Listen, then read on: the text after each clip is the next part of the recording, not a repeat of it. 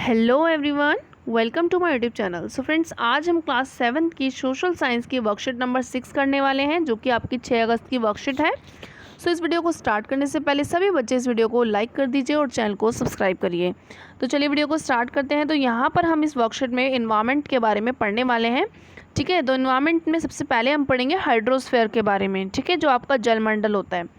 तो हाइड्रोस्फीयर होता क्या है? The domain of water is refer to as hydrosphere, यानी जो भी एरिया आपको वाटर से ढका हुआ होता है वो सारा हमारा हाइड्रोस्फीयर में आता है। तो it comprises various sources of water and different type of water body.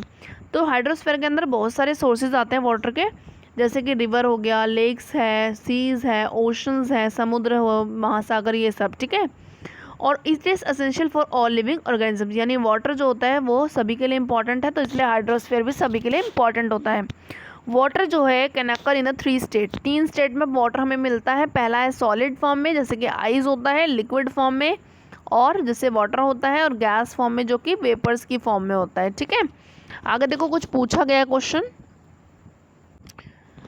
तो यहाँ पर आपसे पूछा है where and in what form have you seen water, right about it, यानी आपने पानी को कहाँ पर और किस फॉर्म में देखा है, यह आपको लिखना है। ठीक है, तो यहाँ आप लिख सकते हो कि I saw water in river, यानी मैंने वाटर को कहाँ पर देखा है, रिवर में देखा है, सी में देखा है, लेक्स में, ओशंस में।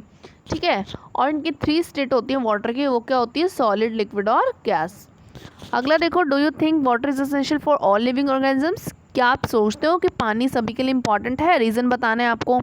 तो इसमें लिखेंगे yes life, yes because life is not possible without water. ठीक है, यहाँ पे आप विदाउट वाटर लिखेंगे। ओके, तो यहाँ पर देखो अगला एटमॉस्फेयर के बारे में बताया गया। Atmosphere is the thin layer of air that surround the earth, यानी अर्थ को चारों तरफ से एक पतली सी लेयर होती है हवा की, वो घेरे रखती है, उसी को हम कहते हैं एटमॉस्फेयर। तो जो हमारे अर्थ होता है उसके अंदर ग्रेविटेशनल फोर्स होता है जो एटमॉस्फेयर को होल्ड करके रखता है। तो वो क्या करता है? It protect us from harmful rays. तो जो सन से जो भी हार्मफुल रेज आ रही होती हैं, ठीक है, जो सन से जो हीट आ रही होती है उससे हमें एटमॉस्फेयर बचाता है। ठीक है, और इसमें क्या होता है? It consist of number of gases, इसमें बहुत सारी गैसेस होती हैं, डस्ट होता है, वाटर वेपर्स होते हैं। ठीक है, तो एटमॉस्फेयर में ये सारी चीज़ें हमें मिलती हैं। आगे देखो कुछ पूछा गया क्वेश्चन आपसे। तो यहाँ पे बोला गया है we see various incidents in the atmosphere, यानी एटमॉस्फेयर के अंदर हम बहुत सारे इंसिडेंट्स देखते हैं, बहुत सारी घटनाएं देखते हैं, जैसे कि flying of aeroplane, aeroplane flying करता है, बर्ड्स फ्लाई करते हैं। ठीक है, ट्विलाइट होते हैं, तारे चमकते हैं, स्टार्स ट्विंकलिंग करते हैं। तो ये सारी चीज़ें हमारे एटमॉस्फेयर में होती हैं। तो ऐसे इंसिडेंट्स आपको बताने जो हमारे एटमॉस्फेयर में होते हैं, तो इनकी लिस्ट आप बना सकते हो। आगे आपसे पूछा है इंपॉर्टेंस क्या है एटमॉस्फेयर की, तो इसमें आप लिखेंगे एटमॉस्फेयर का क्या इंपॉर्टेंस होती है? एटमॉस्फेयर फिल्टर सनरेज, यानी सन से जो रेज आती हैं उसको फिल्टर करता है एटमॉस्फेयर, और प्रोवाइड ऑक्सीजन फॉर लाइफ, और लाइफ के लिए हमें ऑक्सीजन प्रोवाइड करता है। ठीक है, आगे देखो हमारी जो एयर है, अर्थ के एटमॉस्फेयर में जो एयर होती है वो उसमें से 78% जो हिस्सा होता है वो नाइट्रोजन का होता है।